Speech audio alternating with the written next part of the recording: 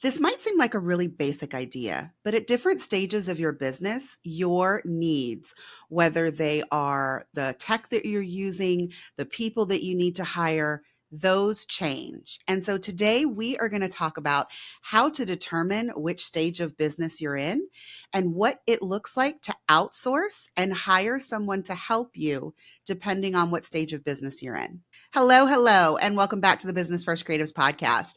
I am chatting today with my new friend Jess, and I came up with the idea for today's podcast topic looking at her website. And so I'm going to let Jess introduce herself to you, and then we're going to hop right in. Jess, I would say good morning, but it's definitely not morning to you. But welcome to the podcast. No. Thank you. Good afternoon back to the good morning. So yeah, I'm Jess. I am first and foremost kind of tech and systems implementer. And then I also co-own a podcast production agency with my partner, which is called Pristine Podcasts. So I'm kind of doing the ADHD thing of having multiple things on the go at the same time. So I own that, but it is what it is. Yeah, I've been doing this since 2016 at this point. So it's been a while. And yeah, I'm originally from Germany, lived in England for a long time, now in Albania. So getting around the place a little bit, trying to enjoy life and get some sunshine. So I definitely forget that you're from Germany because when I hear you talk, all I hear is a British accent. And it might not even actually be a British accent, but to me, it's a British accent. It kind of sounds like it. I know, it's so weird. If you want to have a laugh, you go back on my Facebook page and find like videos from 4 years ago. And if you think I sound like I have an English accent now, listen to that. It's awful. I found one of my old videos the other day because I wanted to repurpose it, and I was like, I can't even listen to this. This doesn't sound like a me. So I kind of like, cringe. So yeah. So Jess, let's talk about your services tab on your website. Because as we were saying before we hit record, I think I'm fascinated by the fact that when someone hits your services page, they are not presented with actual services. It's like 3 buckets to where you self-identify where your business is at. And then when you schedule a consultation call, that's when you can get into the nitty-gritty. So tell me why, and maybe what was what pushed you to have those 3 buckets on your services page instead of actually listing like specific services? Yeah, so I've just found that as I've been growing, so we are all on a journey, right? So when I started out, I was like, okay, I seem to be good at this tech stuff. And this came out by accident. I joined a group coaching program that was like very low price, like 7 years ago. And I knew that I wanted to do this online working thing because my background's in early childhood. I used to run a daycare center, which is like the funniest transition. But I joined this program because I thought, hey, if I surround myself with people that are already doing it, then surely I will get some ideas for what are people doing, what's needed, and where do I fit into this. So I was in the Facebook group and people kept going, oh, my website is broken. Like, I'm not sure what to do. So I was like, oh, that's easy. You just go here, you press that. That happens all the time. You know, that's how you fix it. And then the lady that was running it was like, by the way, do you realize you could get paid for this? And I was like, no, I did not. So it only then occurred to me that this is a thing to do.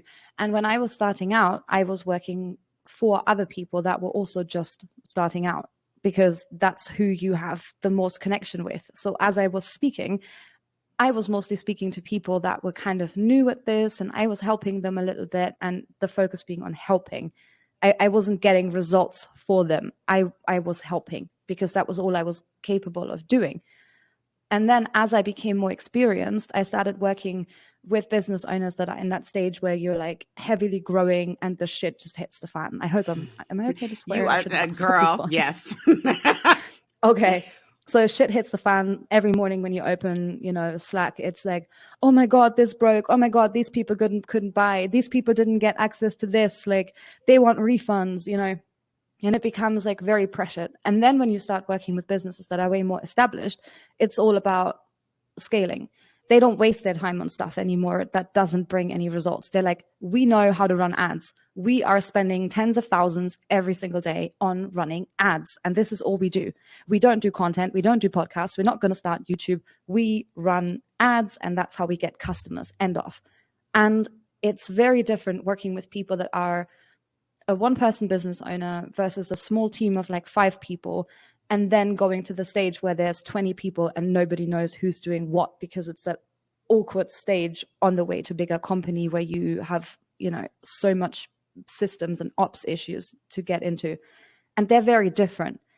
And over 7 years of working, as I was working with bigger, more established businesses, I realized that my services don't work for those kind of businesses. The language that I'm using to communicate things don't work for that. They need entirely different tools set up. The basic tracking doesn't help them because they're spending a lot of money every single day. So everything kind of has to upscale as you go. And it is very different. I know it used to feel huge for me when I was like, oh my God, I'm getting like 2,000 a month. Like I've quit my job. Like this is huge to me. You've made it. I'm the shit. And then I realized I start working with people and they're like, oh, they make like 2,000 every hour. And it's cool if you don't want to go there. It's cool if you want a lifestyle business. It's cool if you're not after that. You can still be established and not aim for that and just want your peace. That's great too. But you still start thinking differently because you start valuing your time more. You're like, I'm going to cut this out. Like this doesn't get me any results. I'm going to stop posting on Instagram because nobody cares about it. So I think as you grow and you mature as a business owner, the way you look at things changes. And that's why I feel when I offer support to people, I am not going to go and change your button color 17 times unless you have data that implies that the button color needs to be changed, because I know that this is a waste of your time and I'm just going to say it now. So when I speak to new business owners, a lot of things are very different. Everything that doesn't quite work the way it's supposed to on the first try, it's very dramatic. It's the end of the world. I had to define what an emergency is on my little tech membership that I have. Because just because something isn't working and you can't finish setting it up today, I know that your time is precious and you have very little and you might still have the job on the side and it's frustrating when it doesn't work. That's still not an emergency. That is just okay, then we'll set it up tomorrow and it goes live tomorrow. Like it's just not that dramatic, but it took me seeing dramatic issues.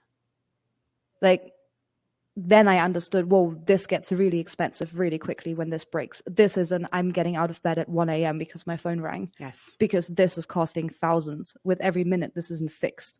So I think that's why I ended up splitting it up. And the other thing that I'm noticing is a lot of service providers, they are just helping, particularly in the ongoing front. Like if you get assistance, tech support, they are just helpers. And helpers are great, but at some point when you grow your business, you don't want a helper, because that's like, it is the same thing as on everyone on TikTok being like, I have to carry the mental load because I always have to think of everything. And then someone else comes and says, how can I help you with that? Just tell me what I need to do and I will help you. But it's more of a burden. To have to explain what kind of help I need. You want someone that just you're already jumps in. overwhelmed. Yeah. And I feel like at some point you need somebody that watches what's happening, reads the messages on Slack and goes, okay, I see this is causing an issue with this thing here and this isn't working. I went to fix it. You didn't ask me to fix it, but this is obviously causing you a lot of stress. So I just went and fixed it. Nobody asked me to do that. I can see this isn't working. I used a different tool. I signed up for this platform here. We're moving this stuff here. And then you won't have this issue again, that this connection between these two things breaks and doesn't work. And that is very different to having a helper where you're like, should I do it like this or should I do it like that? Or should we do this or should we do that? And I think I'm not really in a place anymore where I can offer the kind of helping services to people, because I can't not bring what I already know and watch you go to figure it out for potentially months on end, while I know that you're not going to get a return on your investment that you're spending. Like, I don't know. I have a thing about this advice of like, definitely your first hire should be an assistant. I'm like, I'm not sure. I don't really think so. I would have thought that when I was doing that work, I would have thought it's like the most important thing to be doing. But now I would say a lot of the clients that I initially worked with, they didn't know what to use an assistant for. They were just like, in the first month, they have a lot of stuff that's been left lying around. In the second month, they find some bits and bobs to kind of give to you because they're paying for you. Then month 3 to 6, they have no more work because they don't really need an assistant, because it wasn't really that much work realistically once it's streamlined. And then that's it. Like the retainer goes sour, they complain, I'm not getting any value out of this, but they never really send any work either. They just kind of, it's an odd, it's an odd setup. So I just think that it's a growth thing, and knowing what you can bring. Yeah. And I think the investment, the ROI on getting a tech person on your team when you sell 3 courses a month isn't a necessity. No. And if you took that money and put it into ads and had proper tracking set up and understand how to run a split test, you would get way more. Yes, in month 1, you'll give the money to Facebook. No one's going to buy shit. That's fine. But you're going to keep optimizing. In month 2, there'll be some return on that. If you keep at it, every day, you just go, you're like, okay, this isn't working. I've watched this until we got to this number of people. Now I'm going to make a change. Oh, now it's working a little bit. I'm going to keep at it. Even that would be a better investment than just giving it to someone else and trying to find things to keep them busy, if that makes sense. It does make sense. So Jess, I want to back up just a second. There's a couple of different ideas that I'm hearing out of what you told me. Because first, you really need to think about what it is that you need when you look to hire someone, delegate, outsource, any of those words, and that it's different for those 3 stages. I will say one of the reasons that I was absolutely fascinated by the way that you had the 3 buckets is, I don't know if you've been paying attention, but recently I have been like revamping my offers. And one of the reasons that I decided to make the template shop include some lower cost, easier to implement things was I kind of saw what you're saying, but I didn't quite say it that way. I was giving the exact same systems to everyone who hired me for a Dubsado VIP day, kind of regardless of where they were in their business. Like I had some people who were 6 figures, had an assistant or more than one team member. And granted, all of my systems were customized, but like I wasn't looking at what I wanted their business to do in the end any differently than a beginning photographer that came to me. Like I want you all to have systems in your Dubsado account that allow you to quickly deal with your inquiries, send an offer and get them booked, onboard them into your process. But what I finally started to realize was that for some people, I felt like I was giving them systems that they weren't ready for. I feel like if I had just started with like one thing, if I just solve your booking problem, I will let you run away. You can use that booking until you get some more clients, you get used to your systems. And then when you're ready to like implement the next stage, I will still be here for you. But I don't want to overwhelm you by giving you the entire system that you will eventually need up front, because maybe you're just not ready for a full system in order to do everything that you need to do from when someone inquires with you to when you deliver and offboard someone. It was just like an aha moment. And the sad thing is, I will admit this, I didn't really come to this conclusion based on like anything that happened with any of my clients. It was more about my capacity. My capacity to run my business has changed dramatically due to, life circumstance. And so I wasn't going to be able to do full builds for people anymore. And it was like, well, if I'm not going to do a full build for them, what should I do?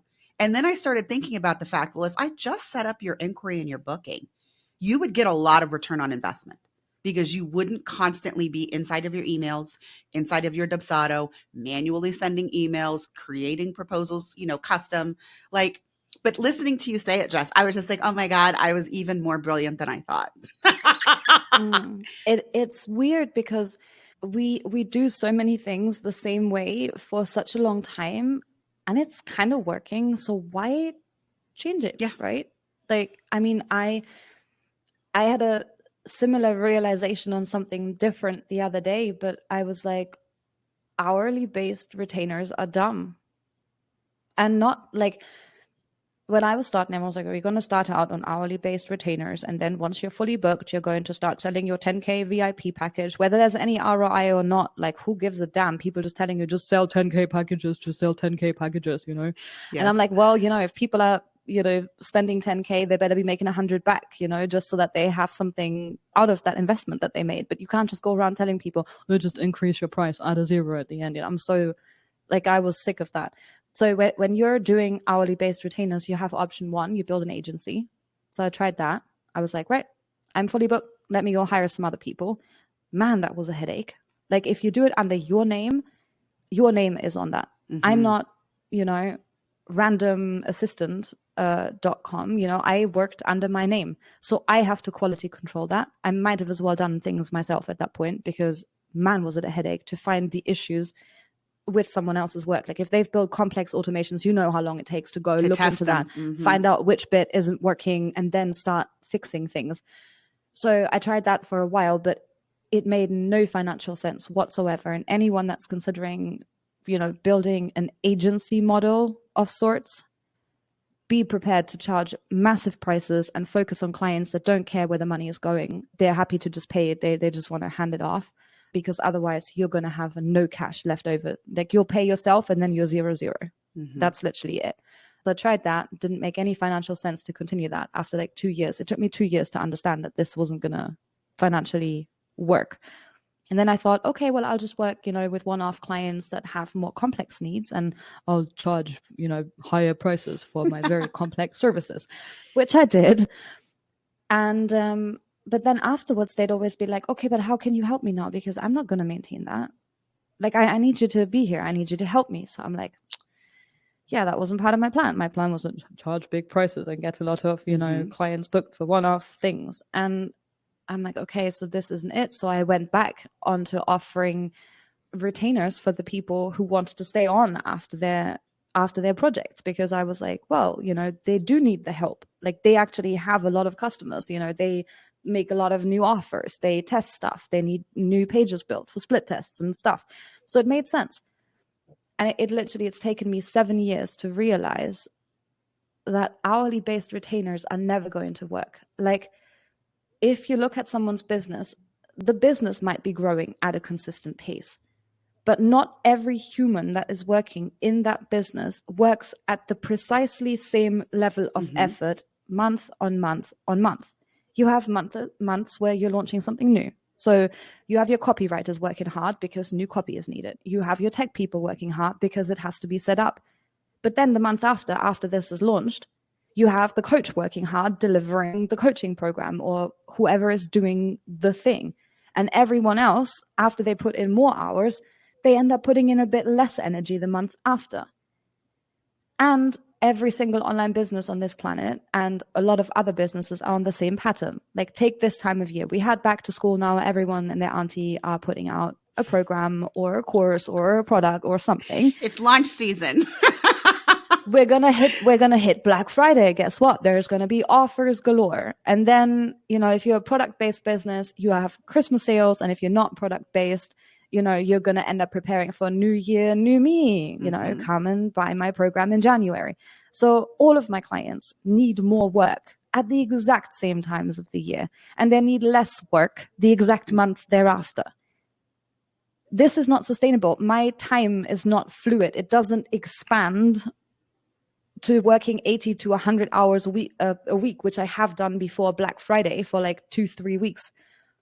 And then it shrinks to me being in bed for like the next month, absolutely shattered. So I was like, this doesn't make any sense. Like, I have to stop doing that, because I cannot give people more time than I physically have. It doesn't make any sense.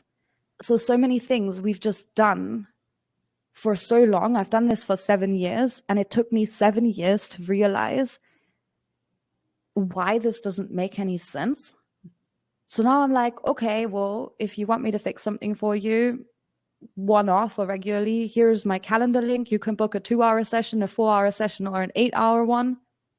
Book them ahead of time. Once they're gone, they're gone. Okay. And then, you know, that's it. Like, I can't do magic in that sense. Yeah. I can't go and be like, oh yeah, I'm gonna like triple myself kind of thing. So is that your current model? So people hire you to like maybe help them set something up or help them Yep. get over a hump. And then later, is it when you offer these 2, 4, 8 hour opportunities to book your time? Basically, Or is yeah. that how Yeah. people are booking your time year Yep. round? I don't have them on my website. They're only because I find that when you start working with someone new, that's, a growing business, like that dumpster fire every day, there's something that's kind of now needs replacing because it's no longer up to the job kind of thing.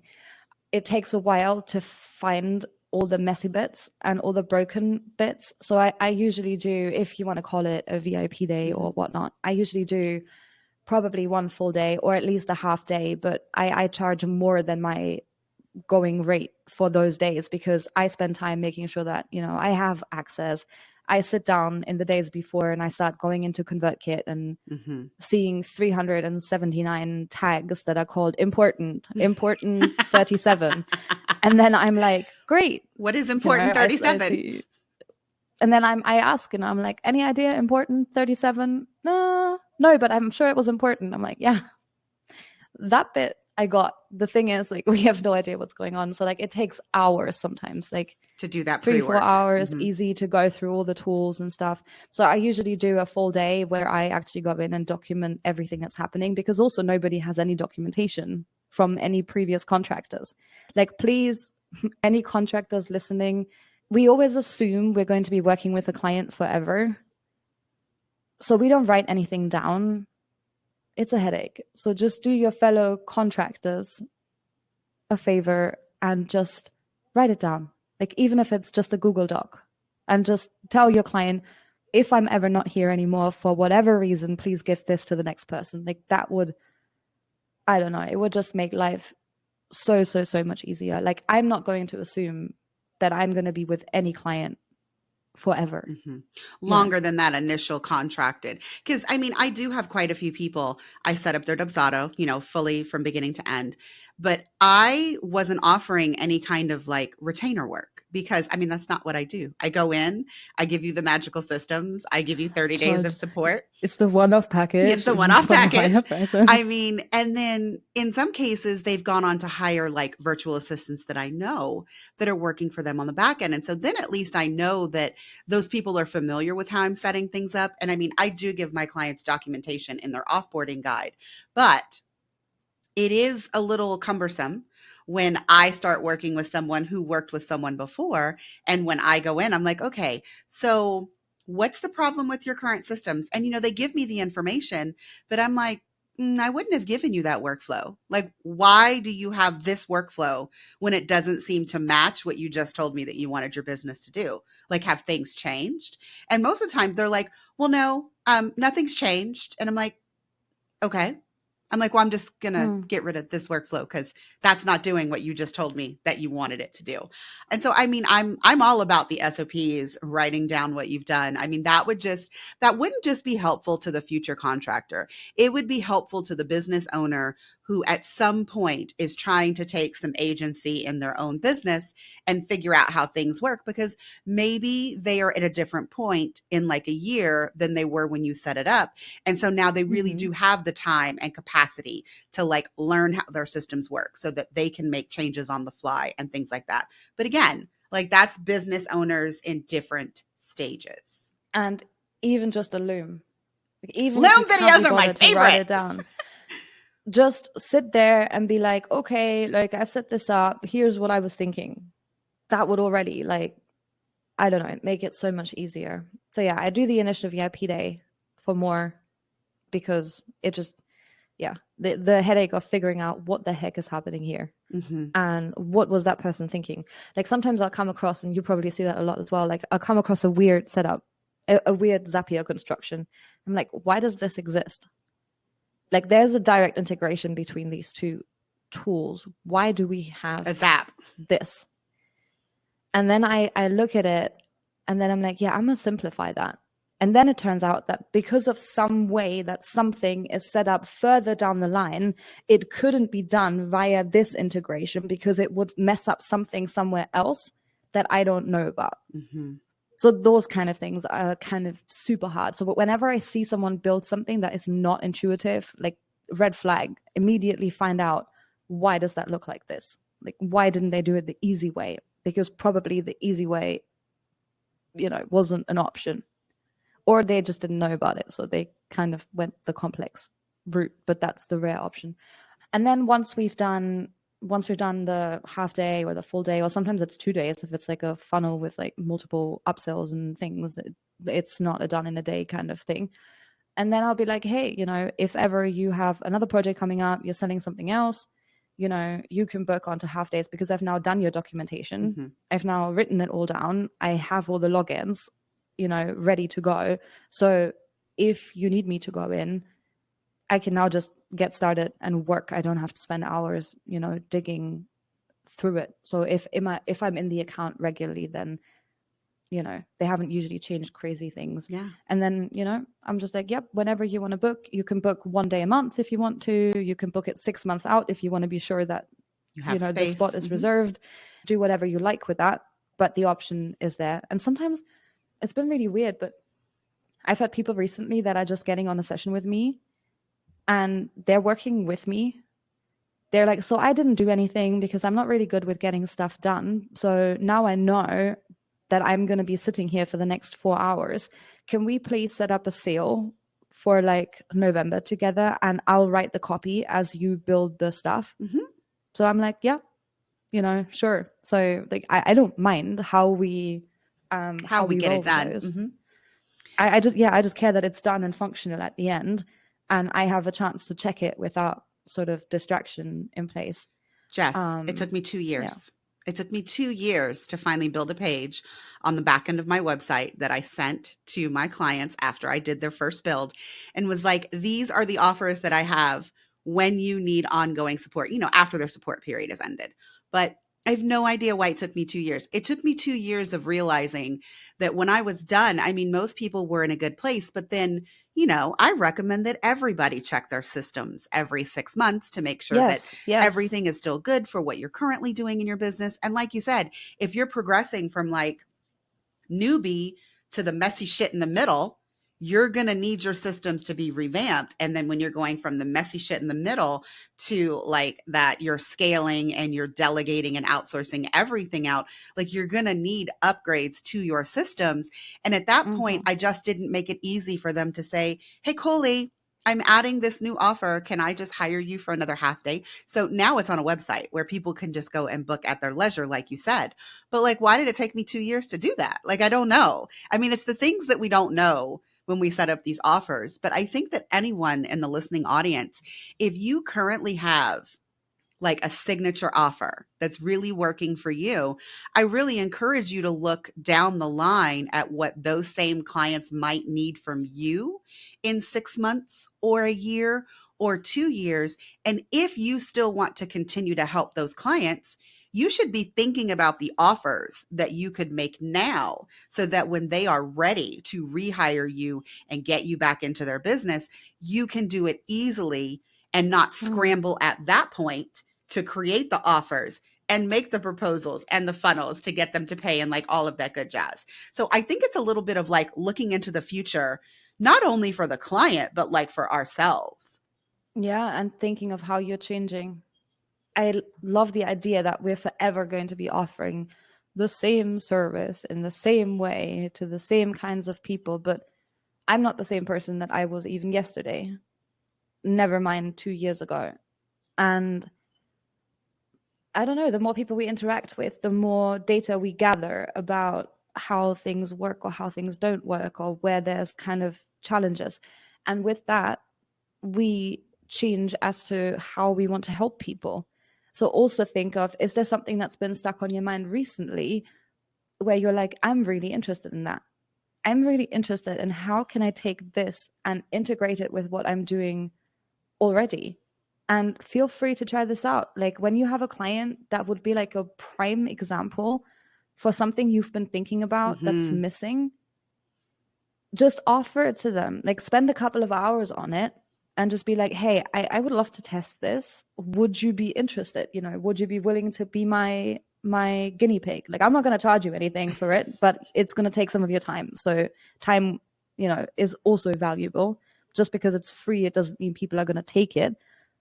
But if it solves a problem that you can see that they have, they're like the prime person to try this out with. You already have a relationship with them. They know you, they like your work, they trust you. So you can also slowly start integrating other things that you're learning about, or things that, are just on your mind as like, hey, I would love to do more of this kind of work with people. Like, I've been really interested in that. Where can I integrate that? And just, write about it. Just say, hey, I also like this.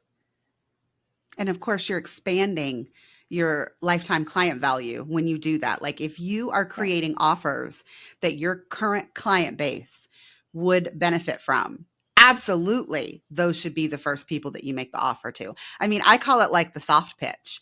If I come up with something new and I know that there's someone in my Instagram audience or on my email list, or even better, someone who's actually paid me money as a client before, those are the people that I present it to first. And I'm like, hey, now I will say, depending on the offer, I don't do it for free.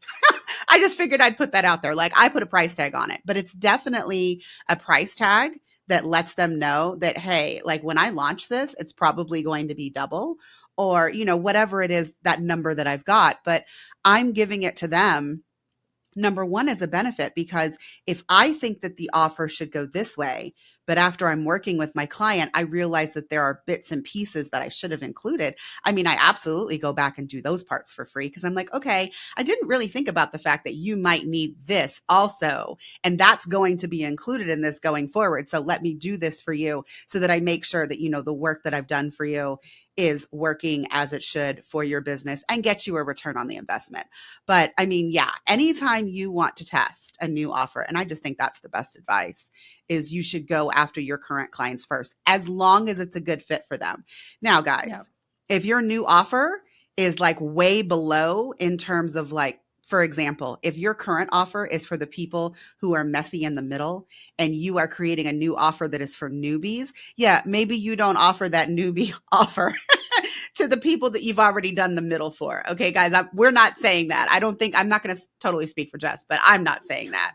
I'm saying, yeah, saying that. I'm saying if it's an offer that is perfect for where they are in business, I highly encourage you to make it up, even if it's messy, and make the offer, because you can perfect the copy, the inclusions, the features, all of that stuff as you go forward. And you can't do it if you don't have people to do that for. Like, that is just literally the issue. So many times we create things because we're like, oh, I've had this brilliant idea. And then as people start using it, they're like, yeah, but what about this? And you're like, yeah, right. I hadn't actually thought about that. Thank you. So now you have some feedback there. And we always think that when we put out a new offer, it has to be perfect, right? It's got to be the perfect thing. It's got to be the perfect service, the perfect course, the perfect content item here, the perfect sales page. Well, who creates perfect? Definitely You not might me. think it's perfect.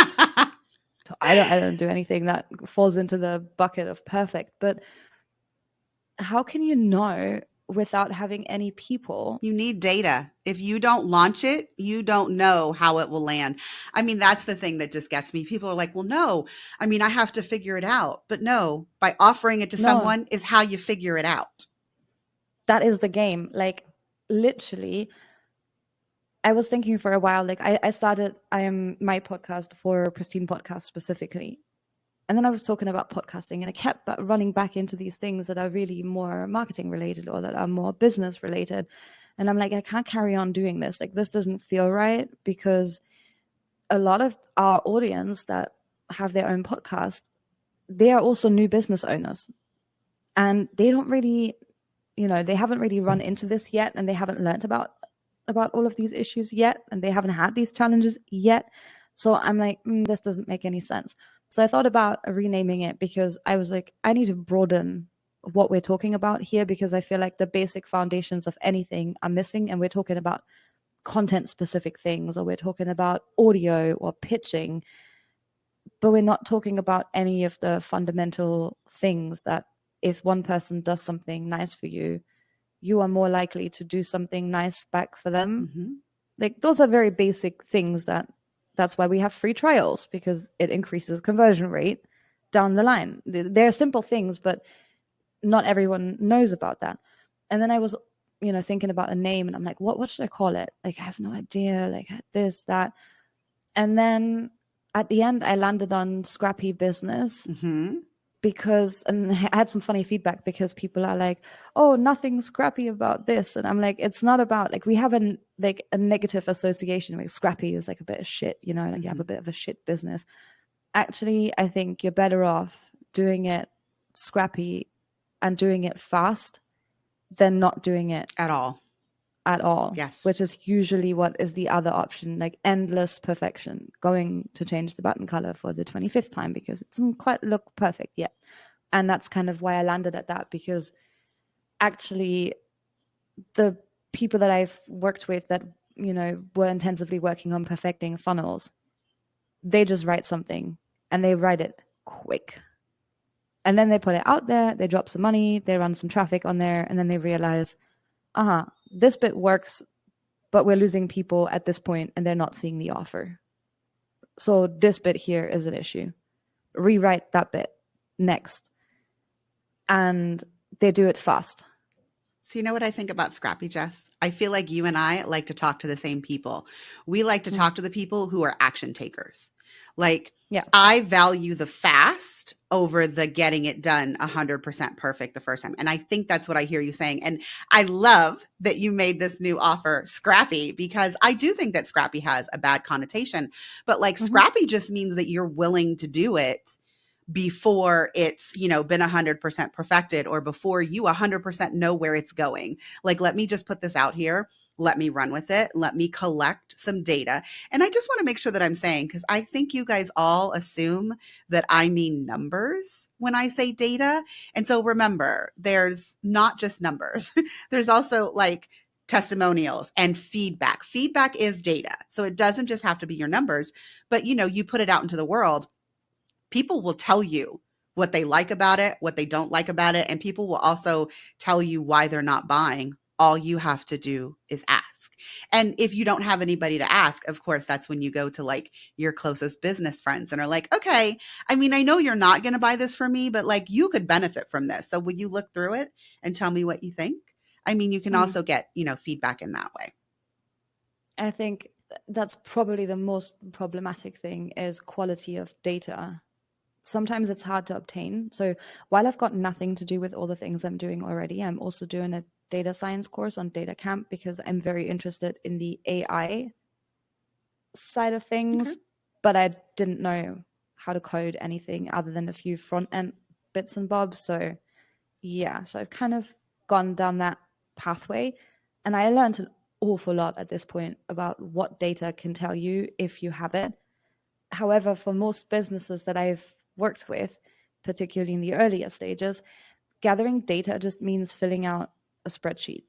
It just means I wrote down how many people were on my website on this in this month, and how many and people then I write inquired. down this, Yeah.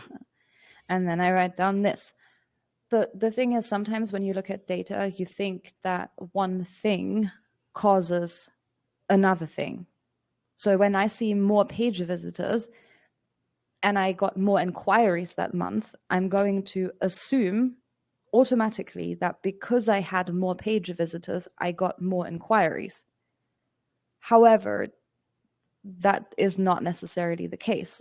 So I would say collect less data, but collect the right data and then come to intelligent conclusions. But I think then the response would be, well, Jess, how do I know what the right data is? And I would say that in the beginning, you probably need to collect everything because you don't know what's important. But after you've collected everything, you can't just look at numbers to determine causation and correlation. I'm not going to go down a deep hole, guys. I'm going to keep my statistics brain to myself. But as Jess said, just because you have more page visitors doesn't mean that's why you had more conversions. But knowing that you had more page visitors might lead you down the rabbit hole of, okay, but what did I do to bring in additional page visitors? Is it the ads that I'm running? Is it the content that I'm putting out on social media? Is it that collaboration that I did by going in someone's Facebook group and doing a lesson? Like, the numbers themselves do not tell you the whole story, but the numbers are what give you the indication that there's probably something else to explore related to that data.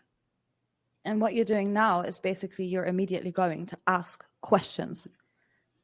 And that's what you want to do. And I feel we don't ask enough questions. Like, we have something here, that must mean that, conclusion. Done. But actually, anything that you see or interactions that you have, really, they bring up more questions. And then the better questions you ask, the more information you find as a result of that. Yes. Because you're asking different and better questions. Try that out. This is something we did. I went last year with one of my previous clients to do the NLP practitioner with Richard Bendler, which was like a whole different experience. But one of the things that we did is to ask people the question, why? So, why did you do this? And as soon as you ask someone why, pay attention to how they respond to what you're asking. Why did you put that remote on the table? And then ask them, so what motivated you to put the remote on the table? And the response is completely different, because people with why feel attacked immediately. And when you say, so what was the motivation for putting the remote on the table? They're like, oh, well, I was too lazy to get up. To be honest, there wasn't any motivation. I was just too lazy. Whereas if you go, well, why did you put the remote there? They'll say, oh, well, because, they feel the need to defend their position, even if they didn't initially have one. No, I totally see that. And you have that response with yourself. If you ask yourself, honestly, I've never had a good conversation with myself that started with, Jess, why did you or why didn't you do that? Then like, oh, well, what happened yesterday. And then I'm having a conversation with the 15 people sitting around the table in my head. One's playing the music, one's wanting to do something else over here. And then I'm like, okay, well, this is not going to go to a problem solving kind of thing. But if I'm thinking, what does this mean? How could I find out more information about this?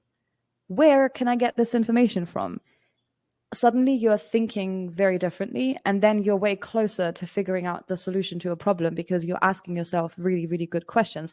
And I think the data and the numbers that you get, they're just numbers. They're just, okay, here's 564. Great. That's a lovely number.